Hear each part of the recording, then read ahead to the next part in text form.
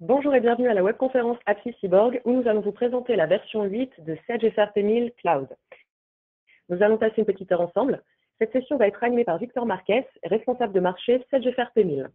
Tout au long de cette session, vous pourrez nous poser vos questions dans le bandeau qui se trouve à droite de votre écran et nous y reviendrons en fin de conférence. Bonjour Victor. Bonjour Charlotte. Donc bienvenue à tous à cette présentation de Sage FRP 1000 version 8. Donc on va passer un petit moment ensemble, à peu près 3/4 d'heure, avec une session à la fin de questions-réponses. Donc n'hésitez pas à droite toutes les questions par rapport à la présentation et je me ferai un plaisir d'y répondre en fin de session.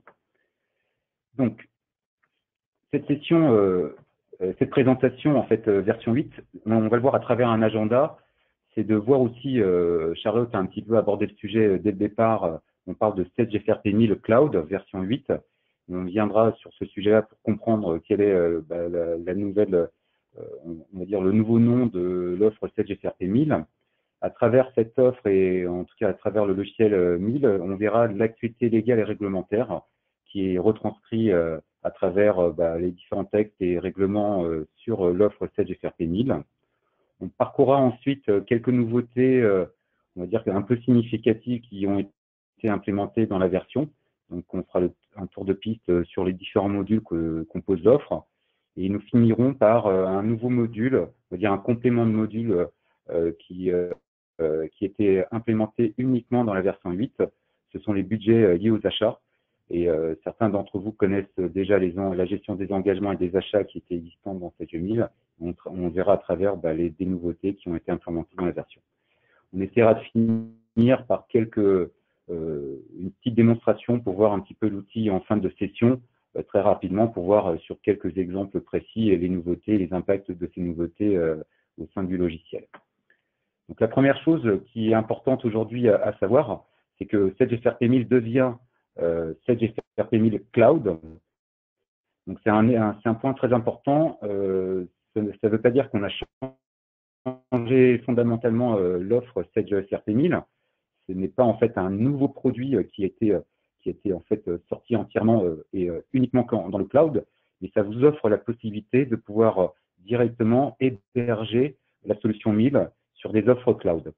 Et donc, là, ce qui est intéressant aujourd'hui, c'est que Apsi Cyborg est à même de vous proposer un hébergement tout compris de l'ensemble de l'installation de l'offre 1000 à travers le cloud Apsi Cyborg. Et ce cloud est hébergé directement sur des plateformes soit Microsoft Azure, soit OVH, avec l'ensemble des services managés attenant, on va dire, à la mise à jour et aux préconisations, à la sécurisation des flux entre le cloud Apsi Cyborg et la version Sage FRP 1000.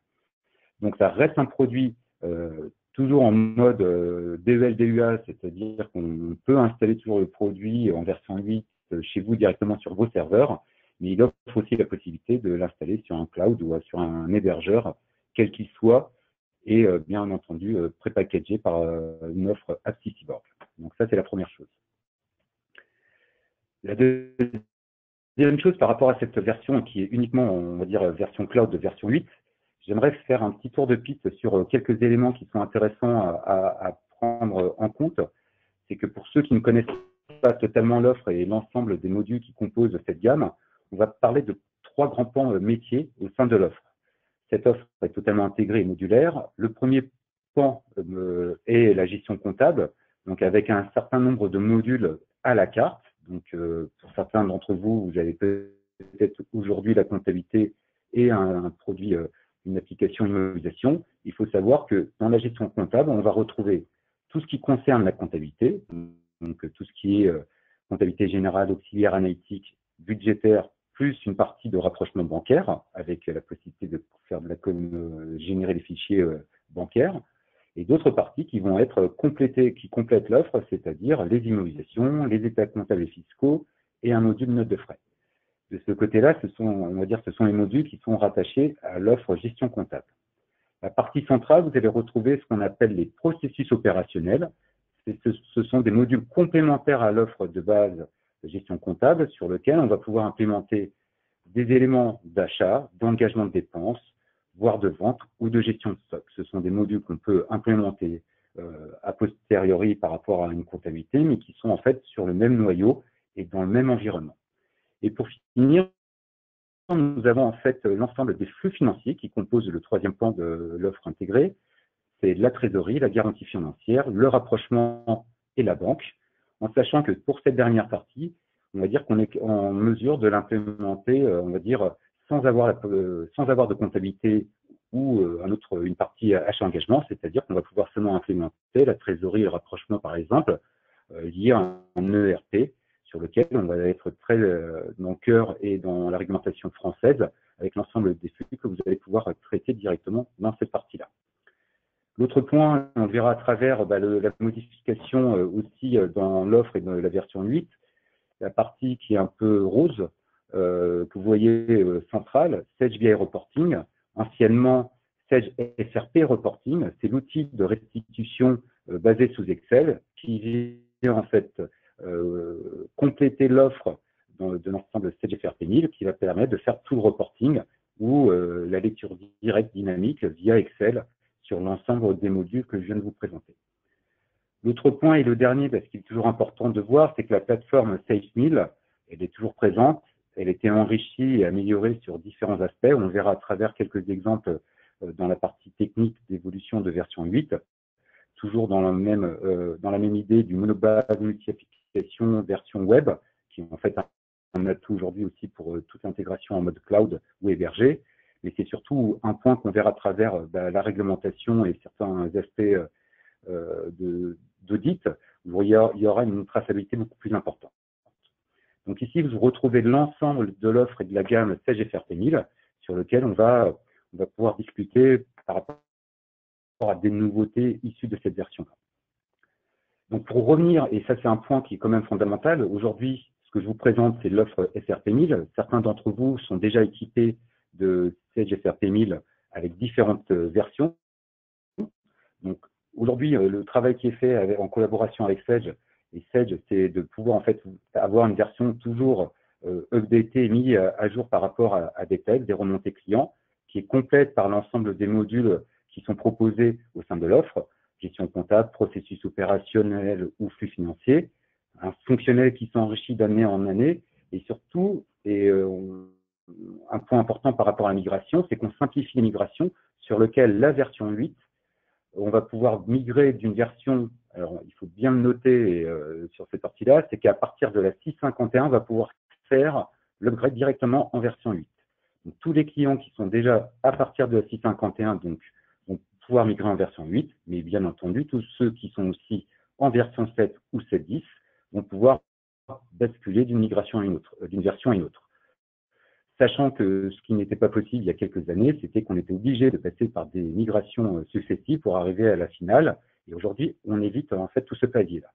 Par contre, tous les clients qui sont antérieurs à la 6.51, c'est-à-dire qu'on a encore des clients qui peuvent être en version 6.20 ou autre, on les déconseille fortement, et d'autant plus qu'on les déconseille, c'est qu'en dessous de la version 6.51, Sage ne maintient plus, on n'est pas dans l'obligation de faire évoluer ou de corriger une faille ou quoi que ce soit, tout par rapport à cette version-là. Donc, si vous êtes en 6.20, on devra opérer une migration en 6.51, et ensuite de 6.51, on sera dans la possibilité d'aller directement à la version 8. Donc, c'est un point important lorsque vous êtes dans des versions antérieures, de pouvoir faire une bascule, donc de réduire les temps de migration par rapport à la nouvelle version. Si je continue sur ces éléments-là, on va retrouver l'actualité, et c'est le point important aujourd'hui dans l'actualité et cette version 8. On va avoir deux pans d'actualité. RGPD, donc je pense que vous en avez entendu largement parler dans les réseaux, et je pense que vous êtes confrontés même au titre privé par rapport à la sécurisation des données personnelles. Donc c'est un point qu'on va voir à travers les textes de loi, mais surtout à travers le logiciel Sage FRP 1000. Et l'autre point qui est important à souligner, qui aura un impact important sur Sage 1000, c'est comment dire, c'est la loi antifraude, qu'on appelle la LAF. On va voir un peu qui est concerné, qui en fait est dans l'obligation de migrer. En tout cas, au-delà de ça, quels sont les bénéfices qu'on peut, via cette loi, en tirer sur l'offre version 8 de Sage 1000. Donc, si on prend le premier point en termes d'actualité, c'est RGPD, c'est la réglementation des... j'ai oublié, à force de le dire et de le répéter, c'est la réglementation sur les données personnelles. Donc, ce texte de loi est apparu le 25 mai 2018. Il oblige toute société à vérifier les données personnelles et de pouvoir les tracer avec un impact fort en termes de contrôle, de sécurisation et de flux. Donc, on va dire qu'il n'y a pas de certification logicielle, pas en fait une certification propose au logiciel. Il n'y a pas un éditeur qui vous dit que le logiciel est certifié. Pourquoi? Parce qu'il n'y a pas de certification aujourd'hui très concrètement. Mais il y a en fait des éléments qu'on doit en fait prouver, en tout cas tracer dans le logiciel pour dire où sont les données personnelles. Donc on fera séparation de deux éléments, ce sont les données personnelles et les données sensibles. Je rappelle juste par rapport à ceux qui ont pu être déjà confrontés à ces éléments-là, c'est que les données personnelles, on va avoir le nom, prénom, l'adresse, ce sont des données qui sont purement personnelles que vous allez retrouver au sein de vos logiciels comptables, c'est-à-dire que quand vous avez une fiche fournisseur, vous allez avoir peut-être un nom, prénom, une adresse, un numéro de téléphone de l'interlocuteur, donc ce sont des données personnelles, mais dans 17000, normalement, sauf si on a défini une zone particulière dans 17000, vous n'avez pas de données sensibles. Les données sensibles, on va dire que ça serait peut-être le numéro de carte bancaire, le numéro de sécurité sociale ou des éléments liés à la religion ou d'autres aspects qui pourraient être, on va dire, très sensibles par rapport à une personne. Et donc, on ne va pas le stocker. En tout cas, il n'y a rien qui est prévu aujourd'hui dans Sage pour pouvoir le stocker. Par contre, Sage, ce qu'il a prévu, c'est que pour chaque entreprise, il y a une obligation, en tout cas, de bien identifier l'ensemble des flux de données personnelles qui sont au sein de l'entreprise, dans votre CRM, dans votre outil métier, dans votre comptabilité, dans des fichiers Excel ou dans votre, par exemple, le service marketing, et là, je regarde Charlotte, sur lequel vous avez peut-être des bases clients, des informations personnelles ou sensibles. Il faut pouvoir déjà les identifier, les cartographier, et Sage a mis à disposition la possibilité de les identifier directement à travers le logiciel. Donc, ces éléments-là sont inclus à partir de la version 8. On ne les retrouve pas dans les versions antérieures. L'autre point qui est important, on le voit à travers l'écran que je vous propose ici, c'est que ces données personnelles, on pourrait mettre aussi des restrictions, et c'est une nouveauté version 8, sur lequel, si jamais vous avez des données personnelles qui ne doivent pas être accessibles à une certaine population dans l'entreprise, on va pouvoir les verrouiller. C'est-à-dire que ces personnes-là ne pourront pas les extraire ou les visualiser directement dans l'application. D'autre part, si jamais vous avez décidé d'indiquer certaines données sensibles dans la plateforme Sage 1000, ces données-là, de la même manière, on va pouvoir avoir un droit de restriction, et cette restriction interdira toute en fait visualisation de ces données-là. Donc il y a une mise en conformité, en tout cas, on va dire du traitement qui est possible dans Sage FRP1000 version 8, chose qui n'était pas le cas dans les versions antérieures. Donc ça, c'est le premier point. Le second point qui est un peu plus délicat et sur lequel on a un peu plus, on va dire, de difficultés, en tout cas nous, intégrateurs, à savoir si vous êtes soumis ou pas à cette antifraude.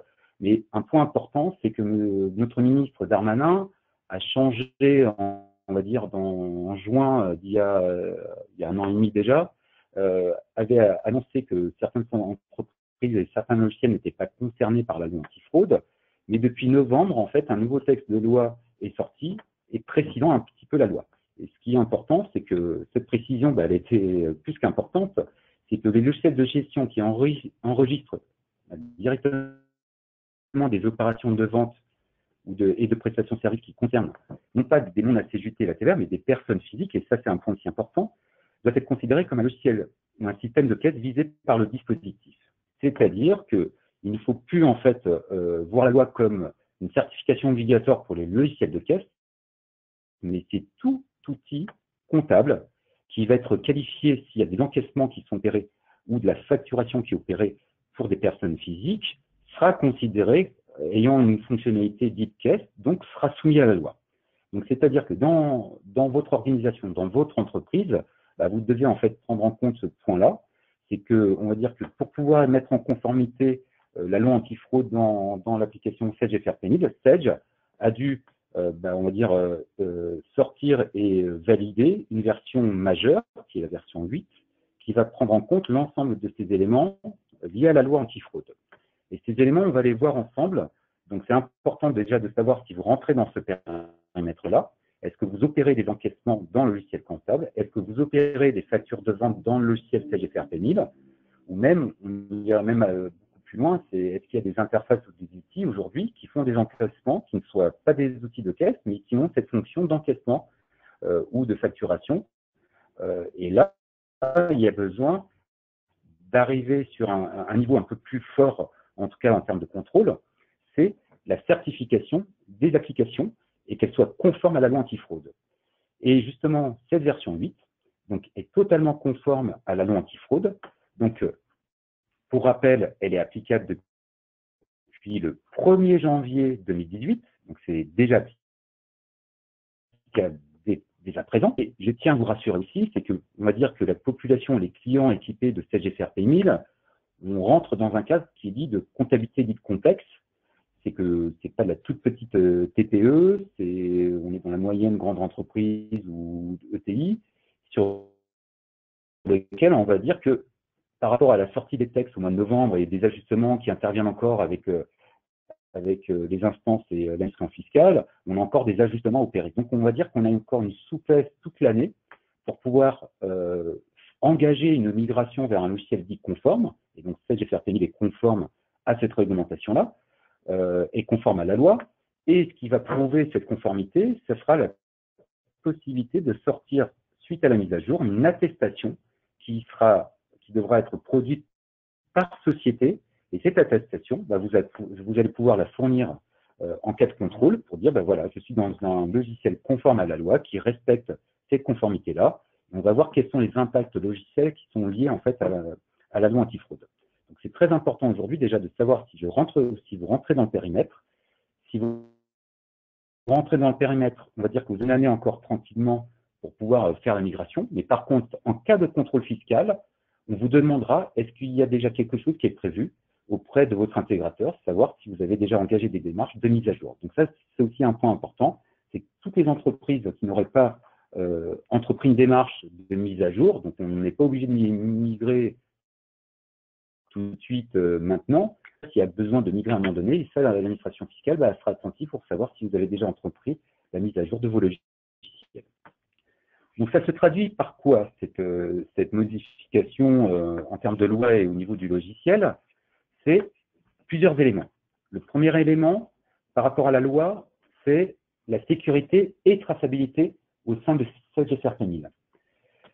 En tout cas, on parle de Sage-FR-Penil, mais par rapport à tout. Donc c'est la protection de certains attributs.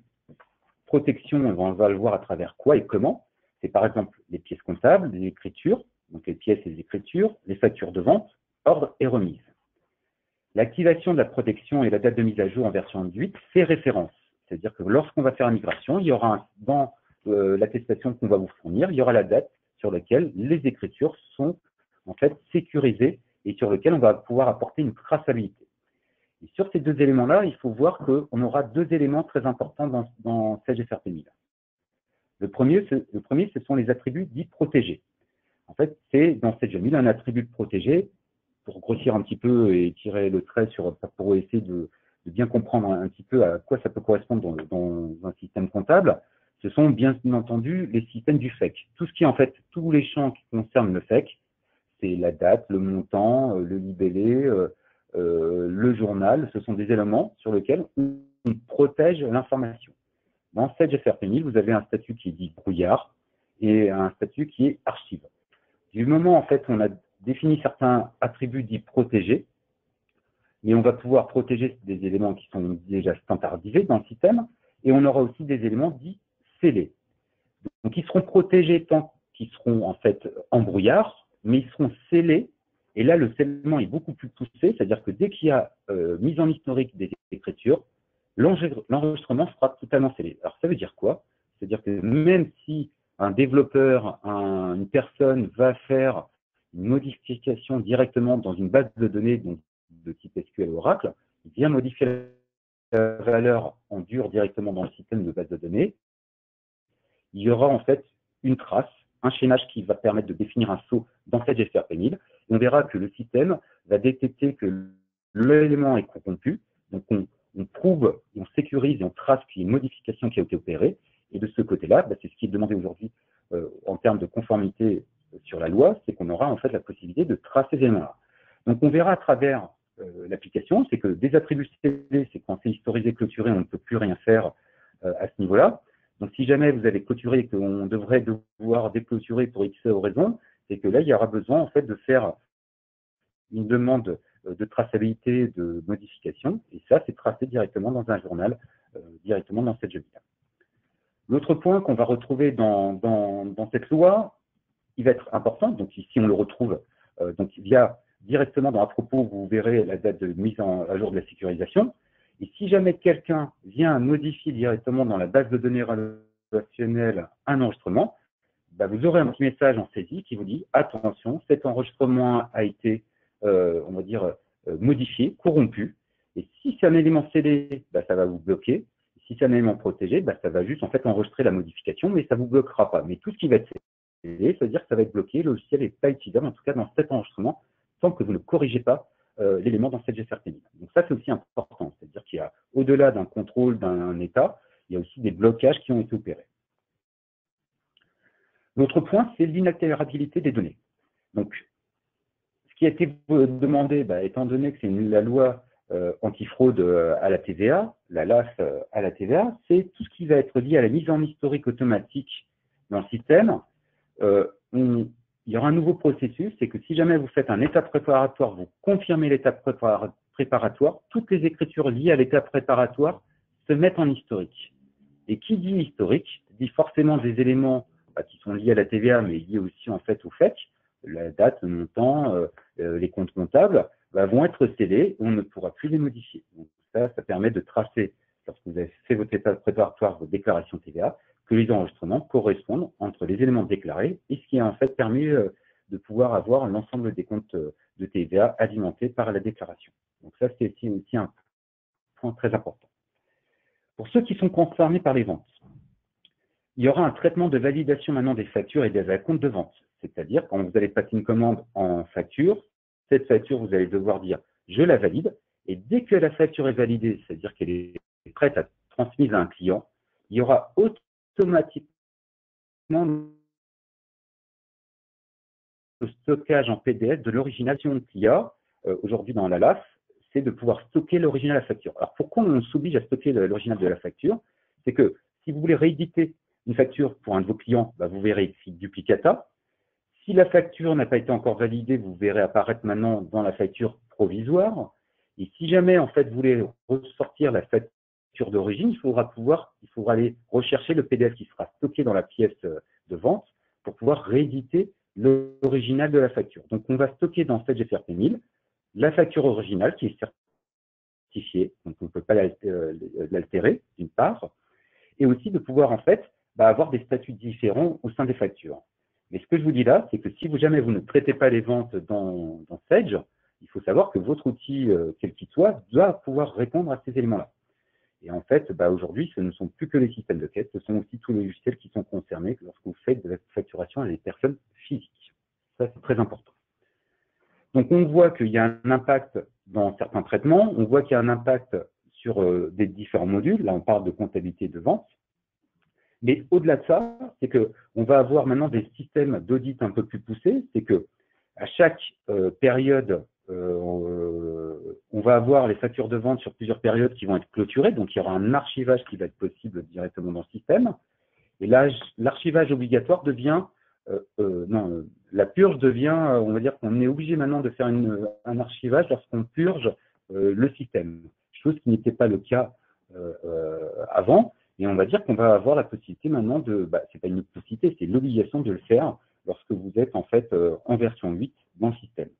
L'autre point, tout ce qui va être fake archivage directement dans l'application, ça répond aux nouvelles normes de la DGSCI, c'est-à-dire que les fichiers maintenant sont dans un format bien précis et zippés avec le format qui a été recommandé par la DGSCI, et ceci est géré directement à travers l'application.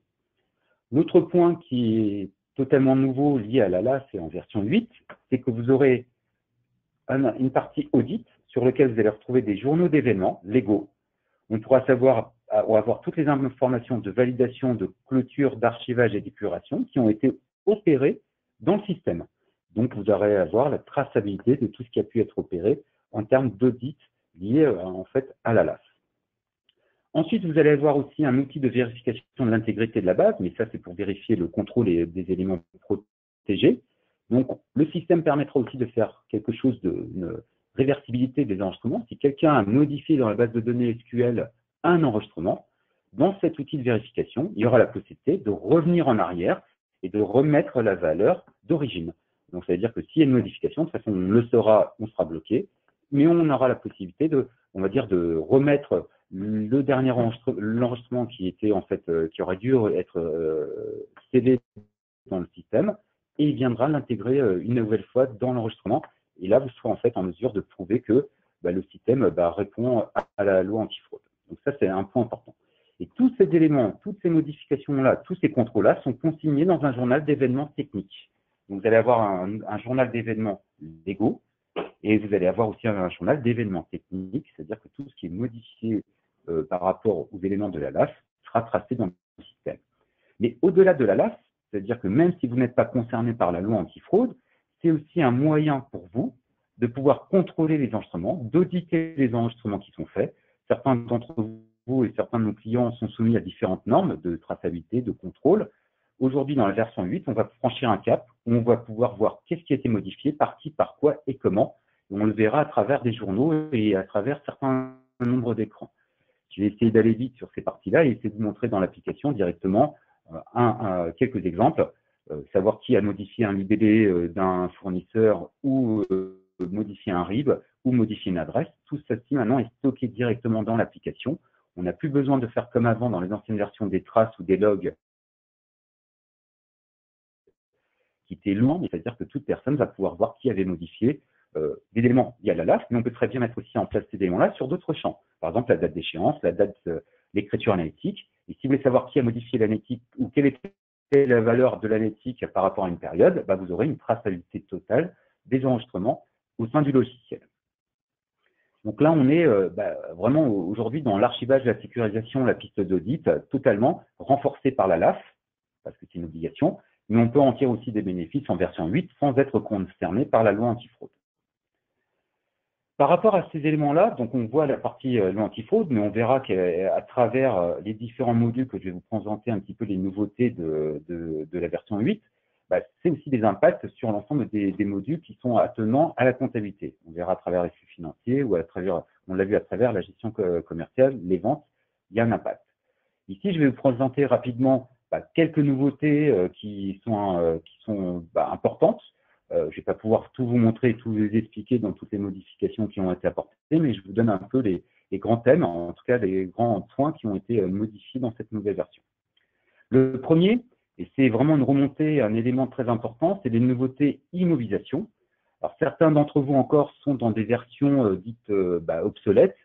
C'est le cas des versions GFDI, Facet ou Abel, sur lesquelles les contrats on va dire, où Sage a annoncé l'arrêt de la maintenance au 31/12/2018, sur lequel vous devez migrer sur de nouveaux logiciels.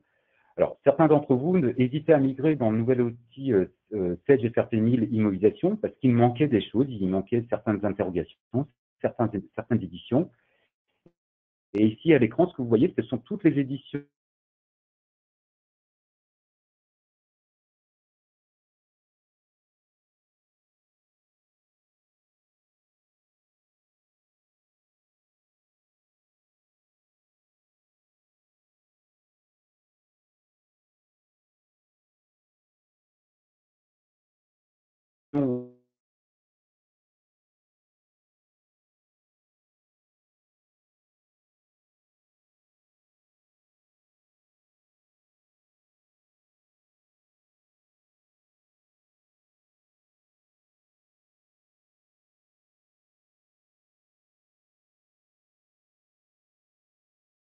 en tout cas, un certain mission, vous êtes automatisé. Il y a qui est en fait une technologie qui est basée sur la même plateforme. Donc, en fait, il y aura une transparence aussi à ce niveau-là. Donc, je vous invite, si vous êtes encore concerné par des logiciels comme GFDI ou Abel ou tout autre logiciel, à venir migrer, étant donné qu'on a enrichi. Et je pense que l'offre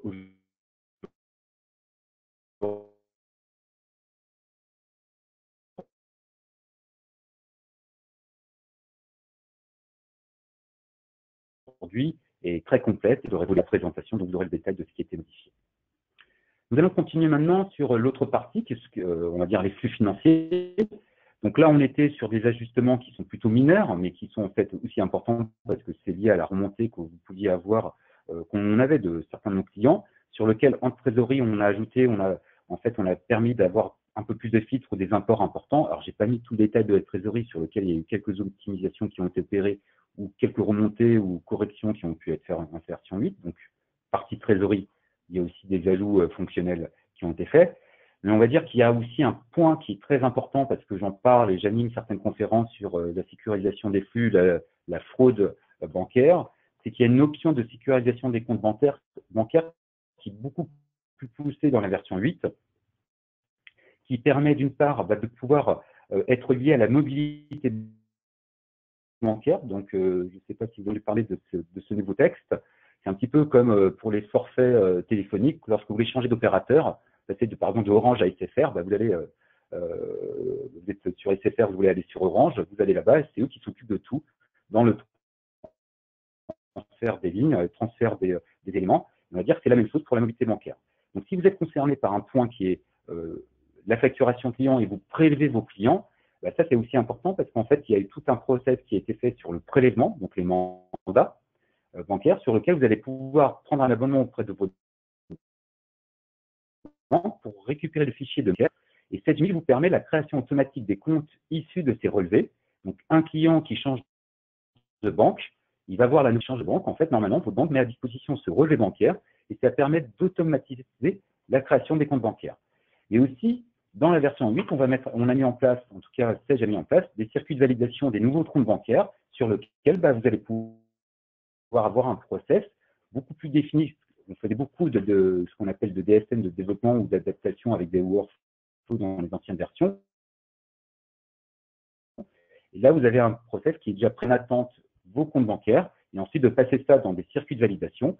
Et je donne en tout cas toujours le conseil de dire la personne qui crée une fiche, on va dire côté fournisseur, lorsque une personne crée une fiche, il y a un compte bancaire, toujours s'assurer que le compte bancaire qui est rattaché à ce fournisseur est réel. Si jamais vous recevez un recommandé, une lettre ou un email pour dire qu'il faut ce compte bancaire, il faut toujours vérifier que ce compte bancaire est réel du fournisseur et que vous n'êtes pas en train de payer sur un autre compte qui est, on va dire, qui est là pour détourner l'argent que vous allez faire comme virement. Et ça, il y aura tout un circuit de validation qui est proposé dans cette nouvelle version. Donc, je vous invite vraiment à essayer de voir si vous êtes concerné, mais on va pouvoir séparer les tâches dans l'application pour savoir ceux qui créent, ceux qui valident et avoir des circuits de validation. Donc, c'est un point important. L'autre point sur la partie comptable, donc là on rentre dans la gestion comptable, il y a plusieurs éléments.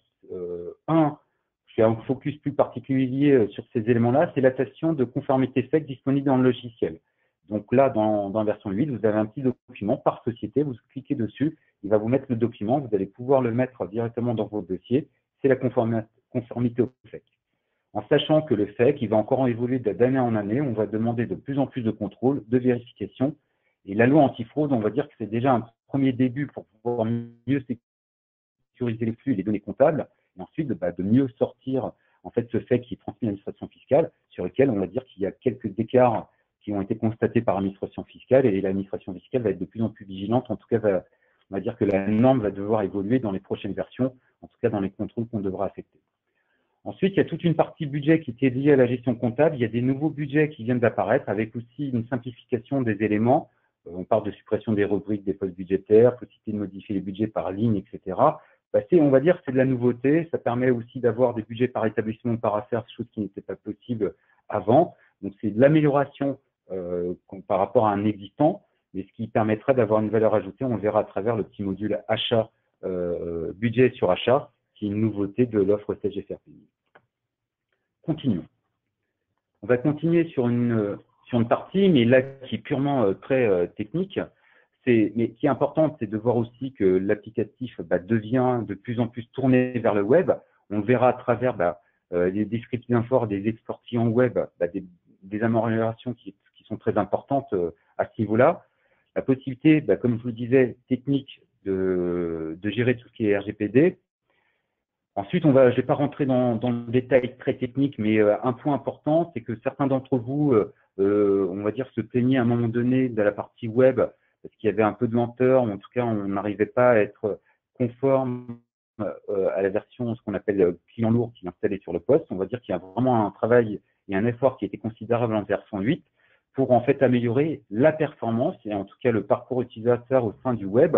Et c'est vraiment un élément qui est important aujourd'hui dans cette version-là.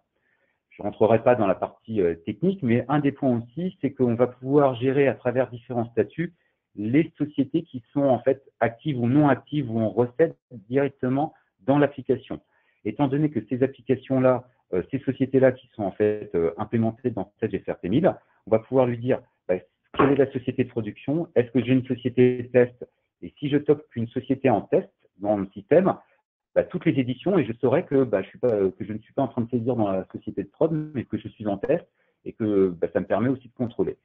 L'autre point, c'est de pouvoir fermer les sociétés. Alors, pourquoi fermer les sociétés? C'était une des demandes qui avait été faite aussi. C'est que normalement, lorsque vous souscrivez à l'offre Sage FRP 1000, on vous demande combien de sociétés vous gérez. Il y a une tarification qui est proposée par rapport à un nombre de sociétés. Et là, c'est que si vous avez par exemple pris un pack de 10 sociétés et qu'il y en a 2 qui sont fermées, là, ça vous permettra de fermer ces 2 sociétés-là et d'en avoir 2 disponibles. Et je rappelle la règle qui est en fait un élément contractuel auprès de Sage, c'est que si vous avez pris un pack de 10 sociétés et maintenant vous en avez 15, c'était du déclaratif, il fallait souscrire un nouveau pack pour pouvoir en fait enrichir la licence et de pouvoir disposer du bon nombre de sociétés à travers l'application. Donc là, on est dans la partie purement technique, mais de contrôle associé et avec un bénéfice qui est de pouvoir savoir quelles sont les sociétés réellement gérées au sein de l'application. Pour continuer, juste un petit rappel pour ceux qui ne le connaissent pas ou en tout cas se posent la question, est-ce qu'il y a une évolution ou que devient Sage FRP 1000 reporting financier? Je rappelle juste que FRP reporting financier, c'est l'outil l'ADIN Excel qui est connecté en temps réel avec vraiment un moteur puissant pour l'élaboration de tableaux de bord au niveau du contrôle de gestion. Donc, à partir de la version 8, vous ne verrez plus apparaître le nom de Sage FRP 1000 reporting financier, mais Sage BI Reporting. Donc, Sage a souhaité avoir en fait le même nom de l'application BI Reporting sur l'ensemble des offres. Alors, donc, quel objectif aussi? C'est de vous permettre, et à travers le fait que je vais vous proposer ici, c'est de dire, aujourd'hui, je suis sur de la version Sage 1000 compta IMO Trésor, je peux les avoir dans le processus opérationnel, mais si jamais j'ai aussi une base encore qui est en version 100, ça sera la même application qui va pouvoir se connecter. Donc, on va pouvoir construire des états. Si on est en comptabilité 1000 ou 100, c'est la même application, donc c'est BI Reporting. Mais aussi, si vous avez déjà la paye Sage, on va pouvoir aussi construire des tableaux directement avec la même licence, mais avec un connecteur dit paye, RH. Mais on va pouvoir aussi se connecter à n'importe quelle base de données. Donc, c'est le rappel aussi par rapport à ceux qui ne connaissent pas BI Reporting. Et on va pouvoir aussi aller chercher d'informations dans tout autre logiciel ou fichier pour pouvoir, d'une part, construire et partager des tableaux avec Sage BI Drive et aussi pouvoir consulter ou diffuser ces éléments-là via ce qu'on appelle le player ou l'automate. Et là, vous allez retrouver toute cette offre-là via BI Reporting qui est le même nom pour l'ensemble de la gamme Sage.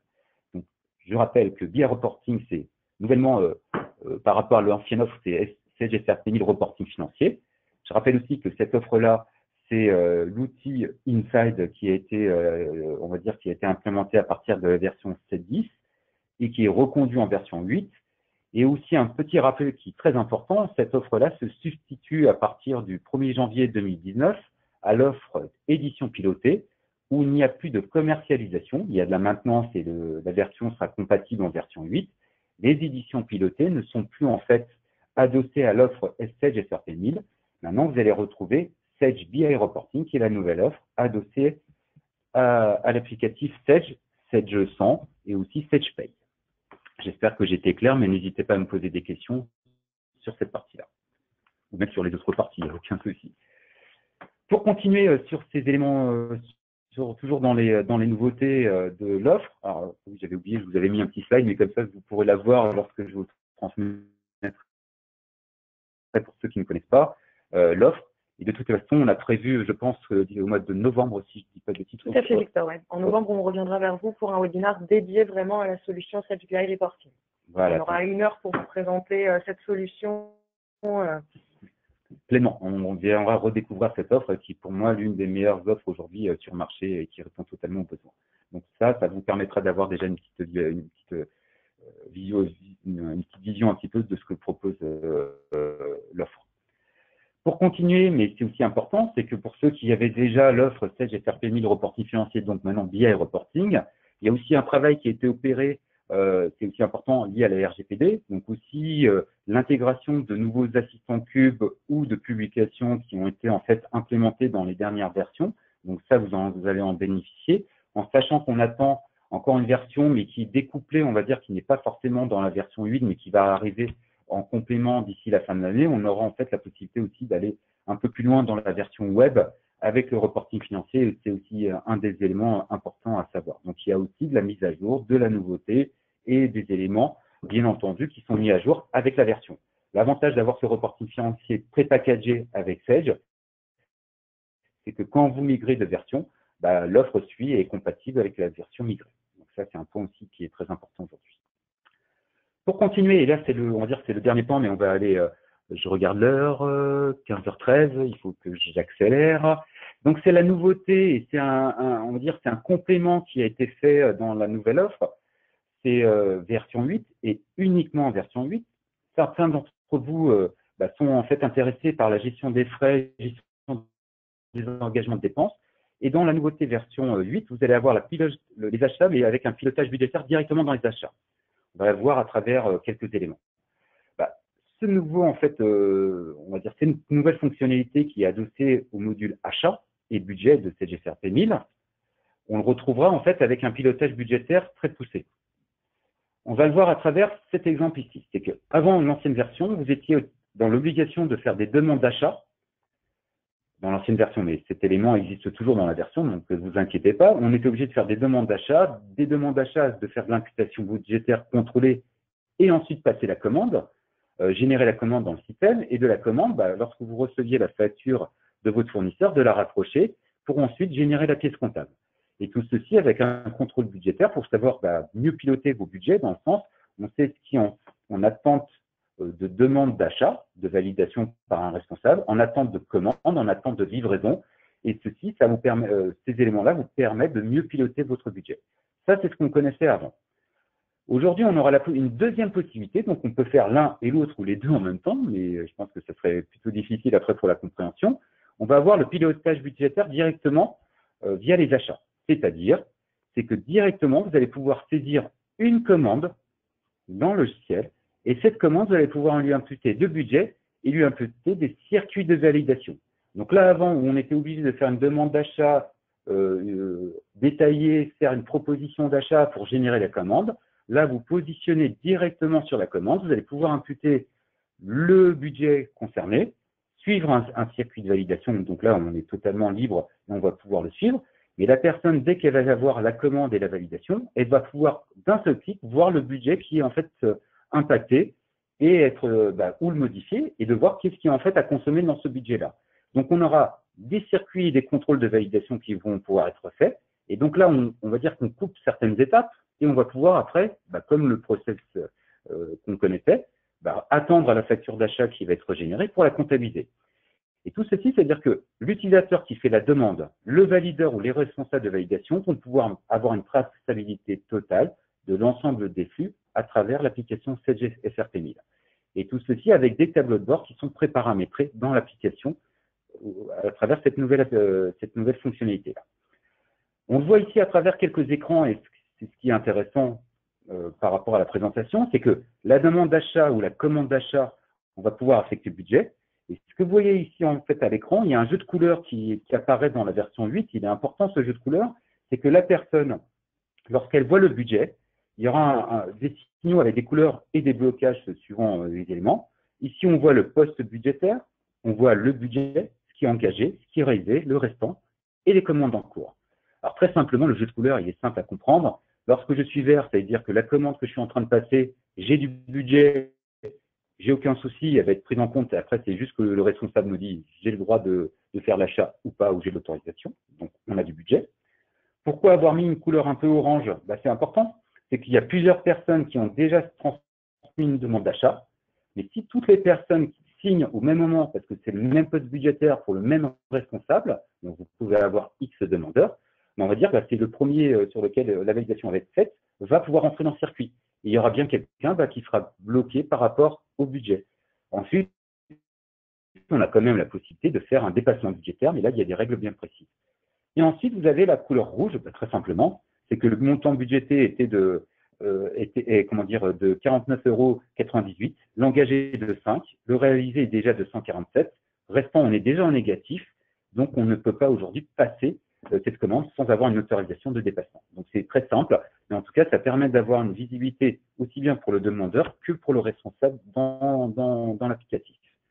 Ensuite, vous allez avoir un tableau de bord pour le valideur qui a un espace maintenant global pour la validation, savoir quelles sont toutes les demandes d'achat, peu importe la société. Il va pouvoir traiter via ce tableau de bord les commandes d'achat à valider, ou les commandes sur budget, ou les factures d'achat à valider. Il va avoir un tableau de bord qui va lui permettre d'avoir une visibilité à n'importe quel instant de l'ensemble des éléments à valider. Et bien entendu, ces éléments-là, via ce poste budgétaire qui est affecté dans la version 8, on aura les tableaux de bord avec la structure budgétaire et un suivi possible directement dans l'application de l'ensemble de ces éléments-là. Donc, des indicateurs en temps réel, en couleur, avec tout un nouveau circuit. On va dire qu'on simplifie le circuit pour vous donner, on va dire qu'on rentre plus dans les circuits de validation internes de l'entreprise. Donc, voilà un petit peu les nouveautés à ce niveau-là. Donc, je vais me permettre de faire quelques 5-6 minutes de présentation, mais juste pour que vous puissiez découvrir, parce que certains d'entre vous ne connaissent peut-être pas la version 8, ou en tout cas le mode web de la version 8. Donc, je vais me permettre de basculer pour aller vite et je vais vous présenter quelques éléments rapidement. Donc ici, je regarde avec Charlotte si on est un petit peu, si on voit très bien l'offre, c'est que ici, je suis en fait en version web. Cette version web nous permet de pouvoir disposer de l'offre SageGFR PMI, comme je vous disais, dans le cloud ou à héberger si vous le souhaitez sur d'autres serveurs.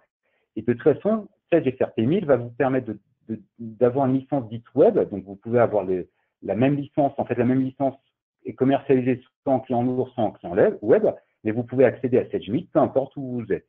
Donc, vous pouvez l'avoir sur un PC, l'avoir sur une tablette, mais vous pouvez aussi être connecté de chez vous, de l'hôtel, du restaurant, pour avoir des validations, ou des saisies ou des compléments.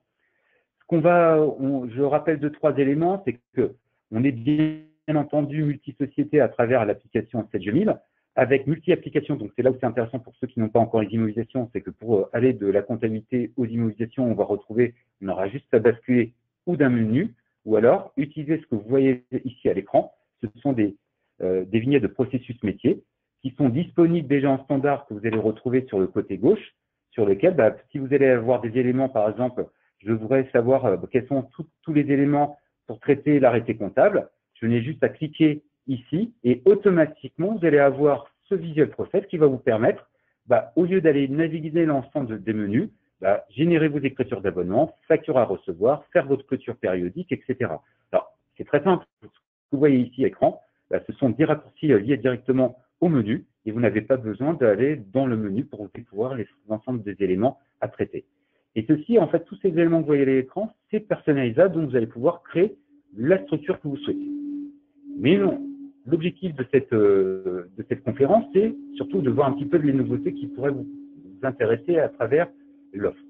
Je vais en prendre quelques-unes, à savoir la traçabilité qui est maintenant en fait opérée dans SageGFR PMI. Je vais prendre un exemple très simple, les tiers. Ici, je vais avoir ma liste des tiers, et ici, je vais prendre le premier tiers que je vois dans ma liste, qui est AA Nestor, et dans SageGFR PMI, on va pouvoir lui dire quelles sont les zones. Alors, il y a un package qui est fait, mais il y a quelles sont les zones sur lesquelles je veux tracer toute modification opérée. Et ici, je vais prendre l'exemple. Certains d'entre vous sont peut-être à Lille et non pas à Paris. Et je vais changer, en fait, ici, le libellé du tiers. Donc, j'ai juste modifié cette information-là. Et dites-vous bien que chaque fois que maintenant vous allez enregistrer un élément de la fiche tiers, vous allez avoir dans quasiment tous les écrans un petit bouton et on verra ici apparaître l'historique des modifications. Et c'est ça, ce qui est intéressant, c'est de voir ici, c'est que à 13h24, le tiers s'appelait Nestor Paris, il a été modifié, et à 15h21, en fait, Nestor Paris était modifié à Lille. Et ça, ces éléments de traçabilité, donc ça sera la même chose pour si je change le code tiret ou si je change le numéro intracommunautaire, il y a des éléments qui sont packagés par Sage, mais si vous nous dites, j'aimerais savoir si jamais quelqu'un change la forme juridique ou le compte bancaire ou alors l'adresse, et d'avoir une traçabilité à ce niveau-là, je pourrais de la même manière tracer l'enregistrement. Donc quand je vais aller sur le compte bancaire, je saurai qui a fait la modification, parce que là je vois quelles sont les valeurs, mais je saurai aussi qui a opéré la modification. Donc que ce soit des tiers, des établissements, des journaux ou quelqu'un qui aurait modifié le compte comptable, de la même façon, c'est que quand je vais rentrer dans le compte comptable, j'aurai toujours ce petit bouton historique des modifications. Donc là, pourquoi j'ai déjà quelque chose? Parce que c'était lié à la mise à jour, c'est que c'est quelque chose, donc on va pouvoir le faire disparaître. Mais voyez ici, je vois la description, c'est écrit capital. Et si je veux écrire autre chose sur le libellé et que j'enregistre, en fait, l'avantage ici, c'est que vous n'êtes plus obligé de faire des logs et on verra apparaître directement la modification opérée. Alors, je suis l'utilisateur Sage, mais sinon, ici, vous verriez l'utilisateur qui a fait la modification et je le vois directement. Donc là, on voit que c'est des éléments qui sont possibles à travers du paramétrage, mais aussi à travers la saisie. Et c'est ça qui va permettre de pouvoir aussi tracer un certain nombre d'éléments. Alors, je prends l'exemple de cette pièce comptable. Cette pièce comptable, alors, il n'y a qu'une valeur qui est possible de modifier. Je viens ici modifier l'établissement parce que dans cette écriture-là, j'ai le droit de le faire. Et ici, dans Action, je verrai aussi l'historique des modifications qui sont opérées. Donc, on ne le voit peut-être pas très bien ici. C'est que j'étais sur Nantes et maintenant, j'ai basculé sur Paris. Et de la même façon, c'est que si vous voulez tracer la modification du compte, même dans un journal de brouillard, la modification de l'analytique, la modification de l'échéance, la modification de tout élément ou de la référence, parce que tant que l'écriture en brouillard, et vous voudriez savoir que qui a modifié quoi sur des zones qui ne sont pas clôturées, bien entendu, tout ce qui est lié à une clôture historisée et au FEC, là on ne va pas pouvoir le modifier, donc il n'y aura pas de trace, mais tout ce qui va être extra-comptable, si c'est clôturé, la date d'échéance, l'analytique, va pouvoir être tracé. Et ça, vous allez le retrouver dans tous les éléments déjà fournis par Sage, par le package Sage lié à la loi antifraude, mais aujourd'hui, on va pouvoir aussi les mettre à la demande sur n'importe quel élément. Et donc là, c'est aussi intéressant de le voir.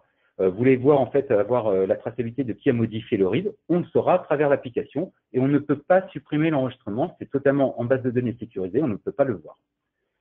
Pour finir, pour ne pas rentrer dans tout le détail, c'est que si vous retrouvez ici, on parlait tout à l'heure de sécurisation des flux bancaires, de la même façon ici, c'est qu'on a créé des états de validation sur lesquels on va pouvoir importer et confirmer un certain nombre d'éléments. Mais confirmer ici, quand vous voulez confirmer un ordre bancaire, vous allez ici, et c'est ici qu'on verra quels sont les ordres bancaires qui sont à confirmer. Et de cet élément-là, on connaîtra quel était l'IBAN d'origine, quel est l'IBAN qu'on souhaite mettre en place, et là, on va pouvoir en fait valider la transaction. Donc ça aussi, c'est important, c'est de pouvoir tracer qu'est-ce qu'il y avait avant, qu'est-ce qu'il y a maintenant, est-ce que j'ai le droit de valider. Donc, alors je fais vite. Pour en fait, après aussi voir un petit peu, là on est dans un environnement global Sage 1000 avec l'environnement mode web. Ça, c'est un espace réservé à l'ensemble des utilisateurs, mais ici, je vais montrer que peut voir un responsable ou quelqu'un qui est en charge de la validation. Je me déconnecte, je vais aller sur un login dit valideur, et le valideur, quand il rentre dans l'application, il a une page beaucoup plus simplifiée. S'il doit valider des comptes bancaires, il va venir ici, cliquer sur valider. Il aura juste en fait cet écran-là. Alors, il y a l'actualisation, vous retrouvez en fait ce qu'il doit valider. S'il doit valider en fait des demandes d'achat, de la même façon, il viendra ici voir le contenu de la demande d'achat qui est prévu ici. S'il veut voir le contenu, il a juste à cliquer sur en fait l'élément que vous allez retrouver ici. Donc je clique sur les 3 petits points, je vais voir l'élément. Donc l'avantage ici, c'est que je vois qui était le demandeur, le poste budgétaire, s'il y a eu des incidents, etc. Donc j'ai vraiment des informations importantes. Excusez-moi, j'ai fait un écran. Et par contre, ici, il va avoir un petit tableau de bord. Ce tableau de bord-là, c'est que s'il l'actualise, il va voir en fait quelles sont toutes les demandes pour l'ensemble des sociétés qui sont à traiter. Donc là, il voit qu'il a 2 demandes d'engagement, 2 commandes sur budget à valider. S'il clique dessus, il va retrouver l'écran automatiquement. Donc on peut simplifier au maximum. On voit que la transaction est verte. S'il clique en fait sur cette commande, c'est qu'on retrouve la commande d'achat avec le poste budgétaire. Il y a un montant, c'est achat d'armoire pour un certain montant. S'il clique ici sur poste budgétaire, le responsable voit quel était le montant budgété, engagé, réalisé et restant. Donc on a une traçabilité totale. Je ne vais pas rentrer dans le détail parce que vous savez que le temps est compté, on a abordé énormément de sujets. Je vais arrêter sur cette partie-là et comme ça va permettre aussi de poser quelques questions. Et si vous êtes intéressé, vous n'hésitez pas, mais je pense que Charlotte a quelque chose à vous dire avant. Merci Victor pour cette présentation.